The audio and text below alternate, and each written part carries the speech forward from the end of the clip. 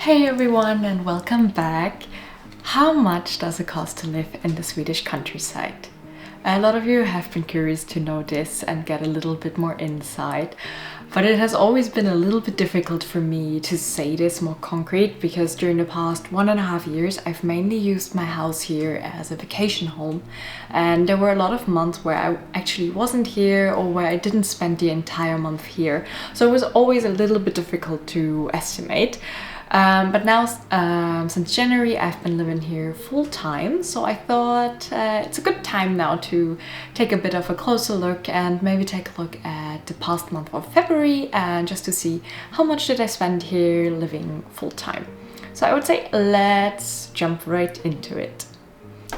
Okay, so let's start with the essentials. Let's begin with water and trash. I would say for my house situation, it's a little bit special and I pay the exact same amount each month, no matter how much water I use or don't use. And this is 1,000 kronor per month. This was a little bit, I would say, inconvenient when you're not here and you still pay the same amount every month, but now when I'm here it's actually not too bad. However, keep in mind this is actually covering both of the houses because I also have a spare guest house, so yeah, if I would have only one house then it would, yeah, you could basically halve the cost for this. Yeah, then electricity, we were at 2,000 kronor for the past month. It seems to be quite a lot, and I think it is quite a lot. However, you need to keep in mind we're still in the middle of winter and the heating pump, for instance, to heat the house was running 24/7 and a lot of other appliances as well. So I'm not too surprised by this. In the coming months and like summer, I generally use a lot less. So yeah. Then we have Wi-Fi, which is 170 kronor. I also pay a connection fee from the municipality to be connected to the fiber, and that is 175 each month. Then we had probably one of the biggest expenses, groceries. That was 3,660. However, keep in mind we are 2 people in the house, so yeah, that's so we have a little bit more here. Then 2 more, yeah, I would say essentials also that are related to insurances. So we have the house insurance, which is 700. I do pay this on a yearly basis, but broken down into each month, it ends up at 700.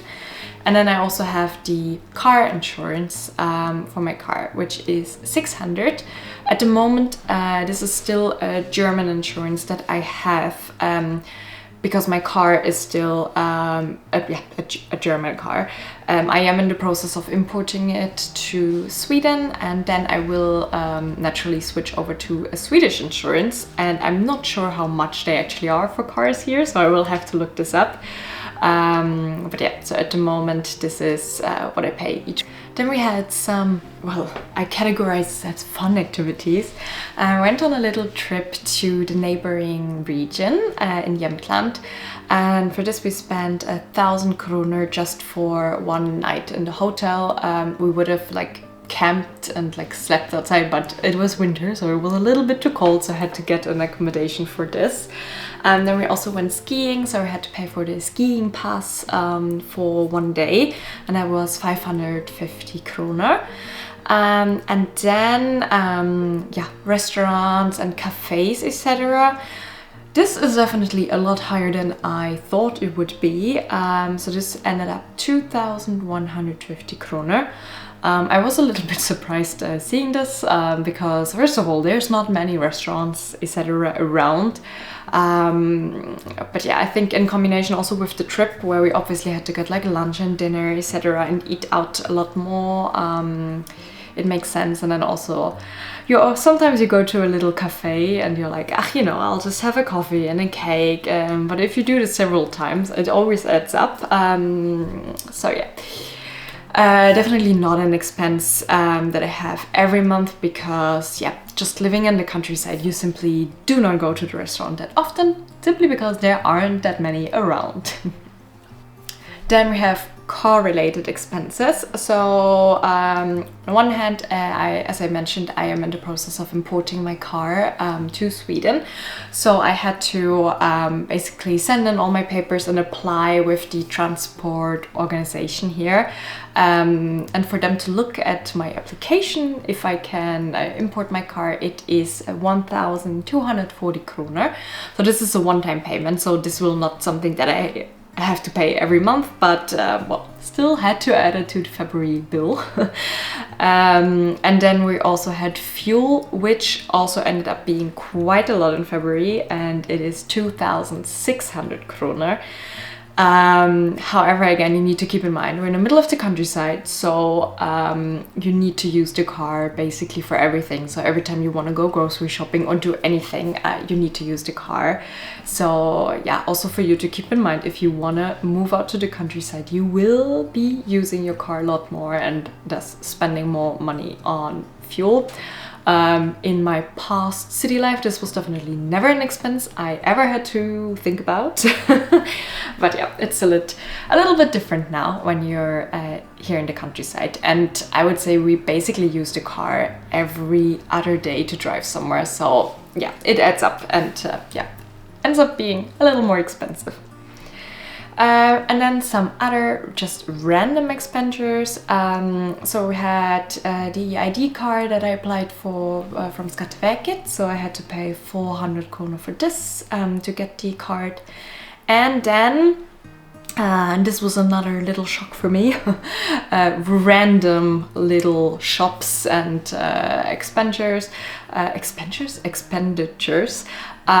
ended up 5,500 kroner. And this is mainly, I would say, like second-hand shops, and if I went to the DIY shop to buy maybe stuff for the house. I also bought some skis, etc. So it also kind of adds up all together.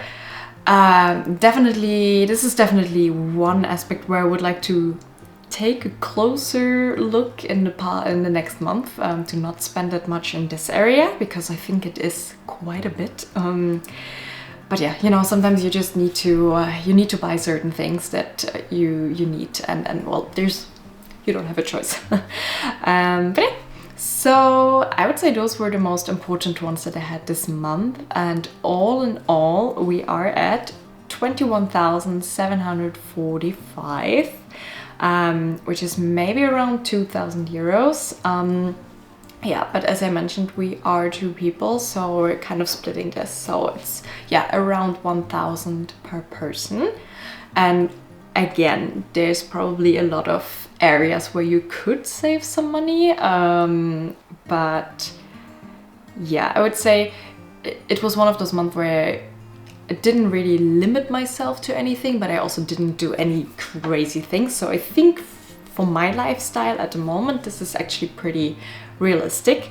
But yeah, I will kind of keep track of this now during the upcoming months, just to compare a little bit how it differs each month, and then I can also give you a bit more detailed updates further down the year when I had a couple of more months of spending money. So yeah, I will see.